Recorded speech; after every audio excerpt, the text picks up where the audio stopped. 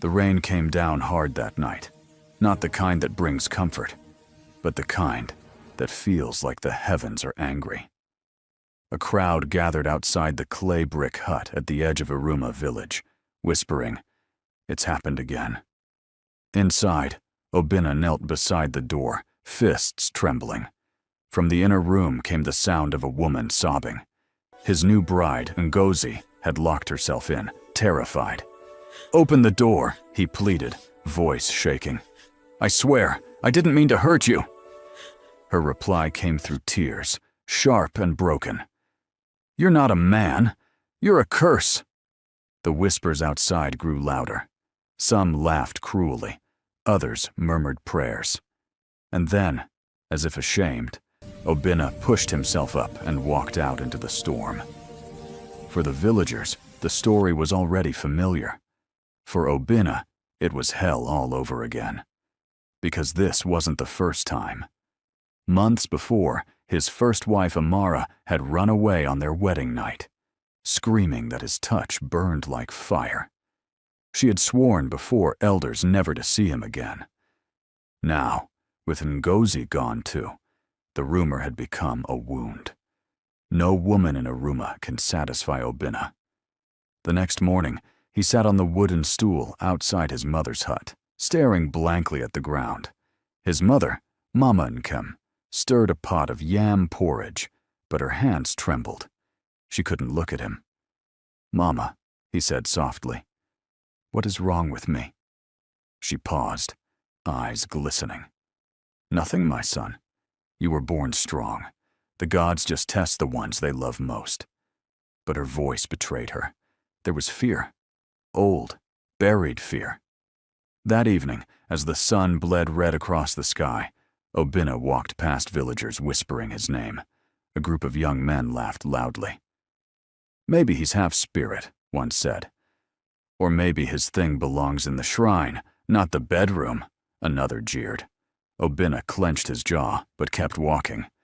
He'd once been the pride of the village, the hard-working hunter, the man everyone trusted. Now, no woman would meet his eyes. That night, sleep refused him.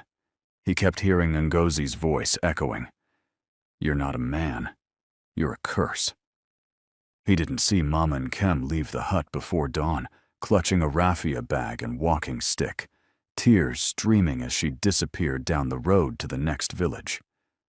At noon, Obinna found her gone and followed her footprints. After hours of walking through wet forest paths, he saw her kneeling before a small shrine, whispering into the earth. "Mama," he called. Startled, she turned, eyes swollen with guilt. "Go home," she said. "This is not your place." "No. Tell me what you're hiding from me." The silence stretched. Then, in a trembling voice, she confessed. "Before you were born, I made a promise to Ani, the earth goddess. I begged her for a child. I swore that if she gave me a son, I would sacrifice 3 white rams in her honor." She looked away, shame written on her face. "Your father died the same year. I had nothing left. I forgot the promise. Until now." Obinna's stomach twisted. "So I'm cursed because of you?" Tears fell freely from her eyes. "The gods do not forget, my son.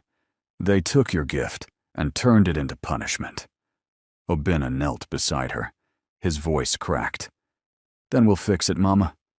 We'll do whatever it takes." She nodded weakly. "The local herbalist said this is beyond him. We must find Dibia Okoro, the seer of Umuaga. Only he can speak to the goddess."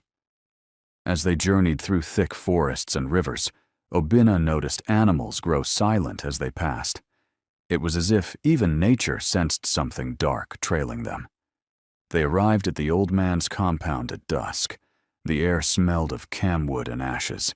Dibia Okoro, tall and lean with white chalk across his eyes, stepped out before they could speak. "I know why you've come," he said coldly. "The earth remembers every vow." He led them into his hut, lit by oil lamps and rows of skulls. The drums outside began to beat slowly. The curse upon your son, Okoro said, was woven before his birth. His strength, his fire, it was the goddess's gift, twisted by neglect. No woman can withstand what belongs to the gods. Mama Nkem sobbed. Please forgive me. What must I do? Okoro traced a circle on the ground. 3 white rams, pure as morning dew. Their blood must touch the earth at dawn. Only then will Ani release him. The old man's eyes turned toward Obinna. But know this, some curses do not die quietly. The goddess may test you again before she lets you go. A shiver ran through Obinna's spine. That night, Obinna and his mother slept near the shrine, listening to distant drums. As the first light of dawn stretched across the hills, Okoro chanted ancient words. The rams bleated in terror before the blade fell. When the last drop of blood soaked into the earth, a wind swept through the trees, soft but heavy. Mama Nkem swore she heard a woman's voice whisper, "Debt paid, but not forgiven." Days passed. Obinna returned home, hoping the curse had lifted. Villagers greeted him cautiously, watching for signs of change. He tried to speak with Ngozi, but she refused to see him. "I can't forget that night," she said. "Even if your curse is gone, my fear is not." Amara, his first wife, had already remarried. Obinna's heart broke anew. He felt free yet unwanted, like a man saved from drowning only to find no shore to stand on. One evening, sitting by the river, he whispered to the wind, "If the gods have truly forgiven me, why do I still feel empty?" The river gave no answer. Only the croak of frogs and the distant drums filled the silence. Then, he made a decision that would change everything. He left Iruma. He told no one except his mother. "Maybe peace waits elsewhere," he said. "Maybe love does too." She nodded, pressing a small clay pendant into his palm. "Wherever you go, remember this. Not all love comes without pain." As he walked away, Mama Nkem stared after him until he disappeared into the mist. For weeks, he wandered through villages, working for food and shelter. He helped rebuild huts, fetch firewood, and care for elders. People liked his quiet nature, but the women still whispered when he passed. Then, one afternoon, while repairing a roof in Nwoko village, a firm female voice called up to him. "You work like a man who's running from something." He looked down. A woman stood below, carrying a calabash of water. Her name was Adana, a widow known for her sharp tongue and fearless eyes. Obinna smiled faintly. "And you speak like a woman who's not afraid of what she sees." She smiled back. "Maybe I'm not." It was the first time in months someone had looked at him without fear. As days turned into weeks, Adana began to visit often, bringing food or teasing him about his silence. "People here say strange things about you," she said once. "They say you broke your wives. Is it true?" Obinna's face hardened. "Do you believe them?" Adana shrugged. "I believe stories, only when they end." He didn't know it yet, but that single line, simple, playful, would be the beginning of something neither of them could predict. If you're enjoying this story so far, make sure to subscribe to our YouTube channel, like, and drop a comment below. What do you think will happen when Adana learns the truth? The rains had stopped by the time Adana visited again. The air smelled of wet earth and new beginnings. Obinna sat carving a piece of wood beneath a mango tree when she appeared, carrying roasted plantain wrapped in banana leaves. "You've been quiet all week," she said, sitting beside him. "Did I offend you?" Obinna glanced at her, then smiled faintly. "You didn't. I've just been thinking." "About what?" He hesitated, the knife pausing mid-air. "About whether a man can ever escape his shadow." Adana tilted her head. "Then maybe he shouldn't try to escape it. Maybe he should learn to dance with it." He laughed softly, the first true laugh she'd ever heard from him. You talk like the gods whisper to you. Maybe they do, she replied, grinning. But I don't listen unless they bring good news. Weeks passed. Their friendship deepened, turning into something warm and fragile. The villagers whispered again, this time not in mockery, but curiosity. The widow with the cursed man? A strange pair. One evening, as the sun melted into orange and gold, Adana invited Obinna to her compound. She had prepared yam porridge and palm wine. The scent filled the air. They ate in silence for a while. Then she looked up and said quietly, Tell me the truth, Obinna. What really happened to your wives? He froze. The fire cracked between them. You won't believe me. I believed you were different when everyone said otherwise, she said. So try me. He told her everything. His mother's broken promise, the curse, the sacrifices, the whispers. When he finished, she didn't laugh or flinch. She just looked at him with eyes full of something he hadn't seen in a long time. Understanding. So, she said softly, your mother carried guilt her whole life, and you carried her punishment. He nodded, tears glistening. And still, it feels like I can't be free. Adana reached out, placing her hand gently on his. Then let's see if love can do what the gods could not. That night, for the first time in years, Obinna didn't dream of screams or curses. He dreamed of laughter, the kind that starts small and fills the heart until it overflows. If you've followed this story till now, pause for a moment. Would you believe in love strong enough to heal what gods have cursed? Tell us in the comments below, and don't forget to subscribe to our channel for more powerful African love stories like this one. The next morning, the sun rose golden over Nwoko. Adana walked to the stream, humming softly. Villagers had begun to notice the peace that followed her presence around Obinna. Even the children who once avoided him now called out his name. But peace never lasts long where curses once slept. That evening, as they prepared dinner, a sudden gust of wind blew through the hut. The clay pendant Mama Nkem had given Obinna fell from the shelf and cracked on the floor. A faint hum filled the air, low and mournful. Adana frowned. What was that?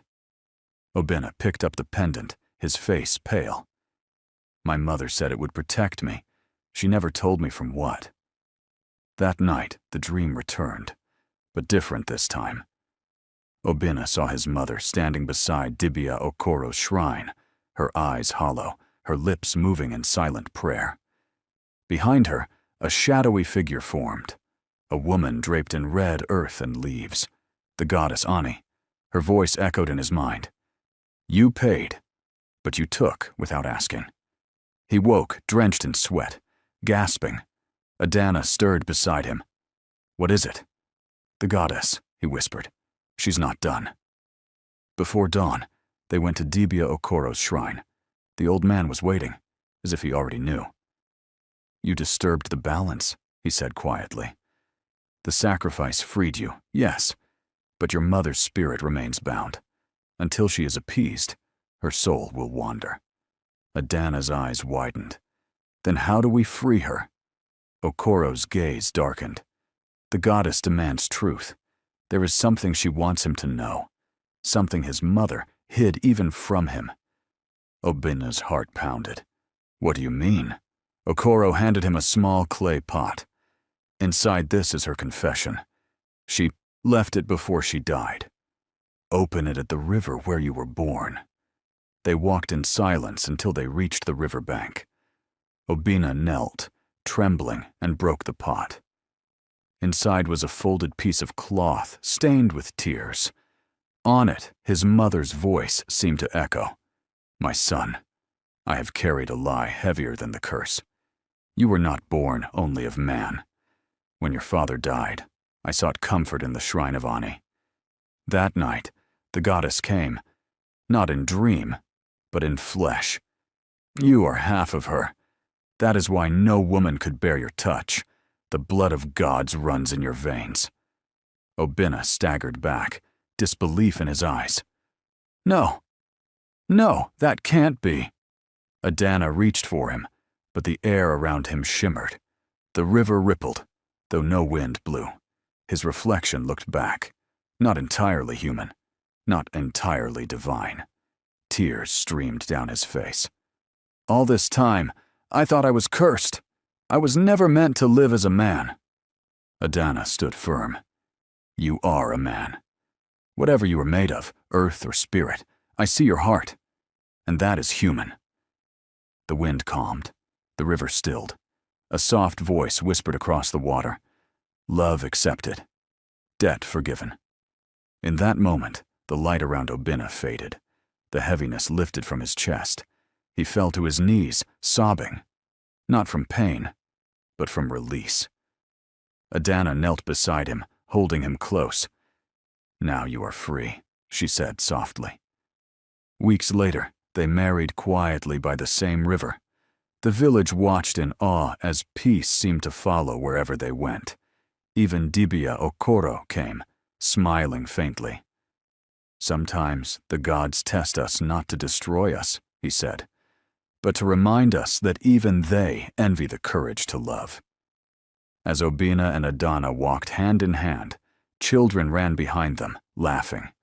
For the first time in years, he felt truly alive. That night, as they sat outside watching the stars, Adana whispered, "What do you think your mother would say if she saw us now?" He smiled faintly. "She'd say the gods finally learned mercy." And from somewhere deep within the wind, a familiar whisper answered, "I always believed you'd find it." If this story touched your heart, please subscribe, like, and comment below. What lesson did you take from Obinna and Adana's journey? Was it love, destiny, or redemption?